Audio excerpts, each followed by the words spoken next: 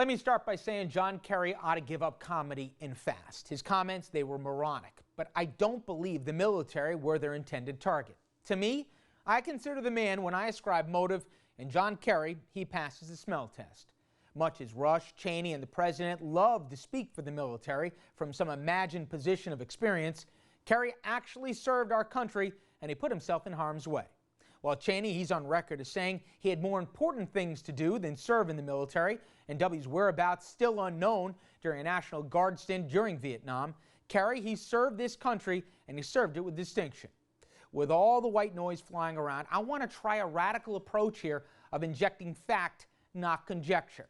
You tell me if the military record I'm about to recount sounds like somebody who thinks only a dummy would put on a uniform and serve our nation's interests in Iraq. For gallantry in action against the enemy and distinguishing extraordinary heroism, Kerry was awarded the Silver Star for executing a charge of his boats against the Viet Cong, saving his crew.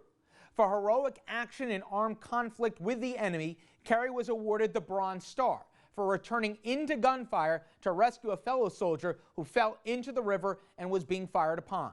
Kerry, he also received Purple Heart, suffering wounds from a grenade attack, as well as hand-to-hand combat with the enemy.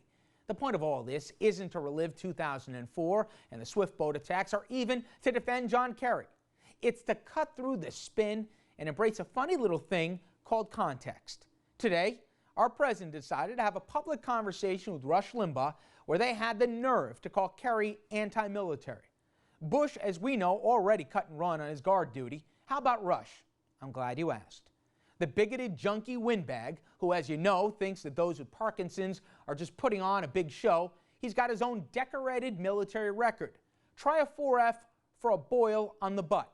You heard me right. Rush, pain in the posterior that he is, avoided the war front because of a pimple on his backside.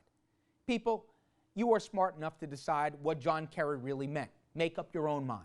And when you do, please, don't listen to a bunch of guys whose own actions are really offensive for troops.